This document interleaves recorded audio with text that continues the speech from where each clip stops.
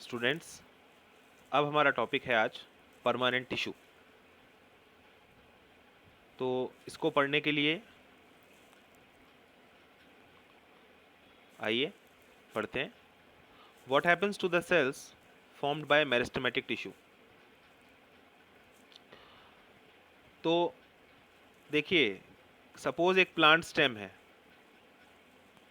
And it is growing, okay, and suppose this part contains meristematic cells, okay, which are constantly dividing and increasing the length of the stem. Then what happens to those cells which are left behind, जो पीछे छूट गए हैं?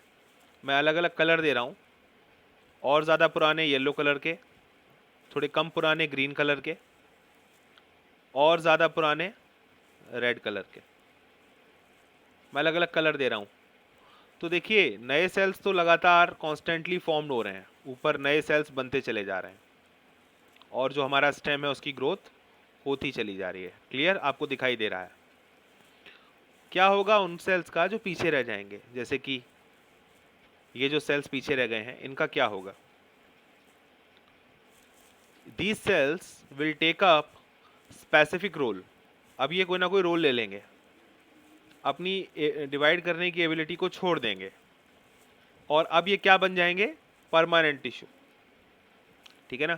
तो ये सारे के सारे सेल्स क्या बन जाएंगे? परमानेंट टिश्यू बन जाएंगे। क्यों बन जाएंगे? बिकॉज ये पीछे छूट गए हैं।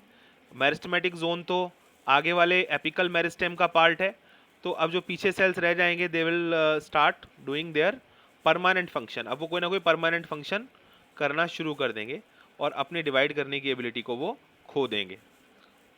they will lose the ability to divide and they will take up a specific role. So as a result they will form a permanent tissue. तो वो एक permanent tissue बनाएंगे, and this process of taking up permanent size, shape and function is called differentiation. तो एक बहुत महत्वपूर्ण प्रश्न आपसे यहाँ पर बना लिया गया है और पूछा जा सकता है कि what is differentiation? So differentiation is the process in which cells which are formed by the meristematic tissue lose the ability to divide and take up a specific role. They take up permanent shape, size and a specific function, and they become a permanent tissue. तो meristematic tissue के द्वारा बनाए गए जो sales थे, अब वो किस में कन्वर्ट हो गए हैं? परमानेंट टिश्यू में कन्वर्ट हो गए हैं। और इस प्रोसेस को आपने बोला डिफरेंशिएशन। डिफरेंशिएशन से ऐसा हुआ है। तो डिफरेंशिएशन क्या करेगा? Differentiation leads to the development of various types of permanent tissue. Differentiation होने के बाद बहुत सारे अलग अलग टाइप के परमानेंट टिश्यूज हमें बनते हुए दिखाई देंगे। एक्टिविटी 6.2 स्टडी करते हैं। Take a plant stem and with the help of your teacher cut into very thin slices और सेक्शंस। आप एक प्लांट स्टेम लीजिए, कोई टहनी ले लीजिए किसी प्लांट की, और क्या करिए, आप ब्लेड के हेल्प से, जो ब्लेड होता है हमारे पास, उसके हेल्प से आप इसके सेक्शंस कट कीजिए, बहुत थिन सेक्शंस। जब आप इसके सेक्शंस कट करेंगे तो वो सेक्शंस कैसे आएंगे? ऐसे राउंड राउंड सेक्शंस आएंगे, बिकॉज अपना स्टेम कैसा था? अपना स्टेम ऐसा था। और जब आप इसको कट करोगे तो सेक्शंस कैसे आने वाले हैं अपने पास? राउंड सेक्शंस आने वाले हैं, ऐसे। ठीक है ना? Now stain the slices with safranin. अब ये इनको हम बोलेंगे स्लाइस या सेक्शंस। अब ये स्लाइस आ गई है हमारे पास स्टेम की, या सेक्शंस आ गए हैं। इनको हम स्टेन करेंगे, और स्टेन करने के लिए किसका यूज़ करेंगे? सेफ्रानिन स्टेन का यूज़ करेंगे। उसके बाद हम जो सबसे अच्छा सेक्शन होगा या स्लाइस होगी, उसको हम किस पे रख देंगे? स्लाइड पर। तो हमने एक स्लाइड लिया, उस स्लाइड पर इसको रख दिया। उसके बाद फिर हम क्या करेंगे? हम इसके ऊपर ग्लिसरीन डालेंगे, ओके, ग्लिसरीन से इसको ढक देंगे। उसके बाद फिर क्या करेंगे? हम ऊपर से कवर स्लिप लगा देंगे। ठीक है? और फिर उसके बाद उसको माइक्रोस्कोप में देखेंगे, और आपको फिर क्या दिखाई देगा? आपको बहुत सारे अलग अलग टाइप के सेल्स दिखाई देंगे। उनका अरेंजमेंट दिखाई देगा। और जो फिगर 6.3 में डिस्कस किया गया है आपके साथ, कुछ क्वेश्चंस आएंगे हमारे मन में, जैसे हमें जो बहुत सारे सेल्स दिखाई दे रहे हैं, क्या ये सेल्स सिमिलर है स्ट्रक्चर में? तो आंसर आएगा no. Cells are of different kinds, बहुत अलग अलग प्रकार के हमको सेल्स उसमें देखने को मिल रहे हैं, तो सिमिलर नहीं है सारे सेल्स, अलग अलग प्रकार के हैं। How many type of cells can be seen? तो आंसर आ जाएगा मैनी टाइप्स। एक दो नहीं, कई प्रकार के सेल्स हमको देखने को मिल रहे हैं। उसके बाद अगला क्वेश्चन आएगा, can we think reasons why there would be so many type of cells? क्या कोई कारण हो सकता है जिसको आप सोच सकते हो कि इतने सारे सेल्स अलग अलग प्रकार के क्यों हैं? तो इसका आंसर आ जाएगा because they are performing some functions.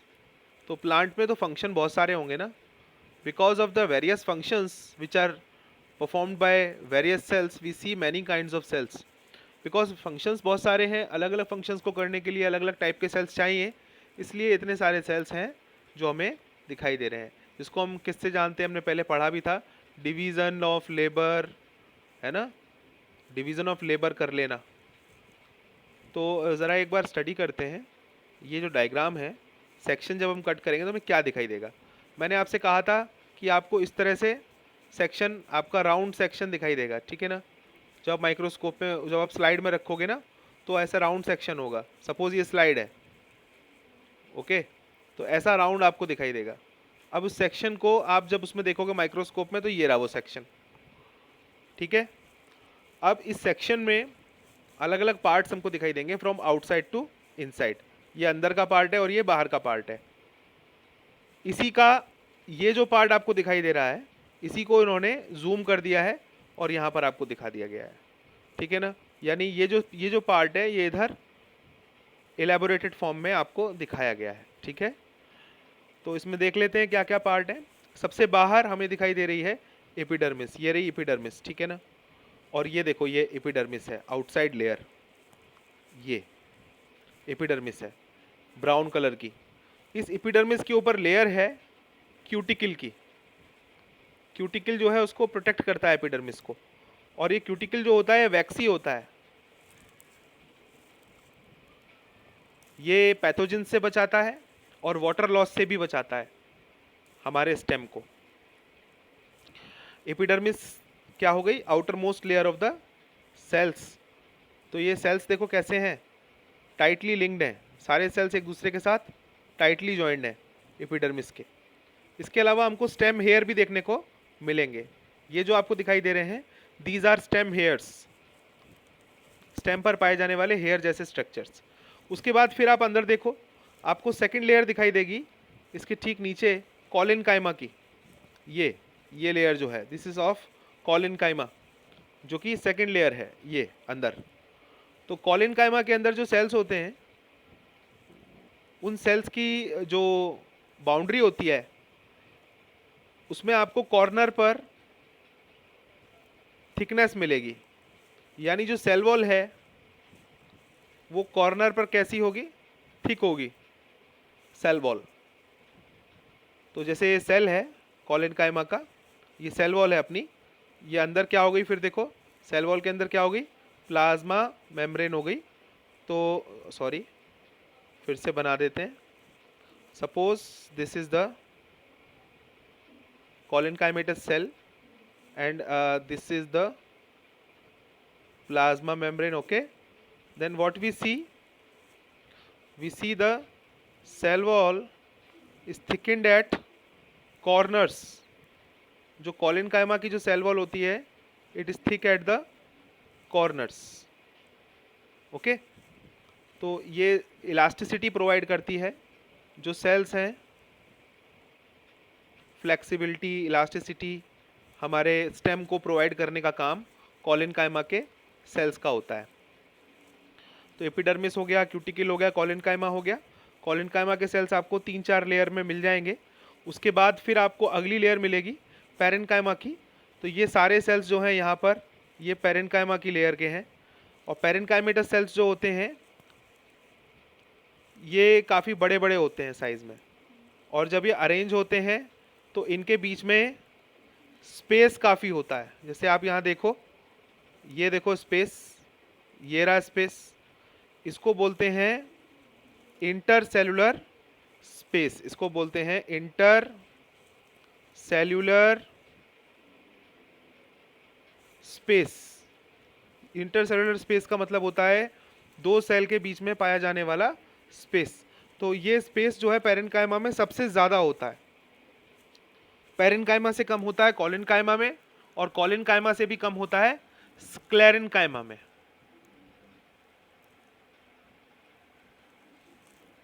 Sclerenchyma, parenchyma, कॉलिनकाइमा, sclerenchyma, ये तीनों हम पढ़ेंगे सिंपल परमानेंट टिश्यू में। ये परमानेंट टिश्यू के टाइप्स हैं, और सबसे ज़्यादा बड़े साइज के सेल्स, जैसे कि देखो ये भी पैरेन्काइमेटस सेल्स हैं, ये भी पैरेन्काइमा से बने हुए सेल्स हैं अंदर, ठीक है ना। ये भी पैरेन्काइमा है, ये ग्रीन वाला पार्ट, ये ग्रीन वाला पार्ट, ये। तो पैरेन्काइमा के सेल्स जो होते हैं वो लार्ज होते हैं, और उनके बीच में स्पेस, जब वो अरेंज होते हैं तो उनके बीच में स्पेस काफ़ी होता है। जैसे हमको ये दिखाई दे रहा है, ये स्पेस है, ये स्पेस है, ठीक है ना। तो हमें मिल गई पैरेन्काइमा। उसके बाद फिर हमें क्या मिला, फिर हमको अंदर ये जो लाल कलर का हिस्सा है इसको बोलते हैं पेरीसाइकल। पेरीसाइकल, ठीक है, पेरीसाइकल। पेरीसाइकल किससे बना होता है, स्क्लेरेन्काइमेटस टिश्यू, स्क्लेरेन्काइमा से बना होता है। ये जितना पेरीसाइकल आपको दिखाई दे रहा है, इसकी पोजीशन क्या है, वेस्कुलर बंडल्स। देखो ये वेस्कुलर बंडल्स हैं। वेस्कुलर बंडल में क्या आते हैं, फ्लोएम और जाइलम।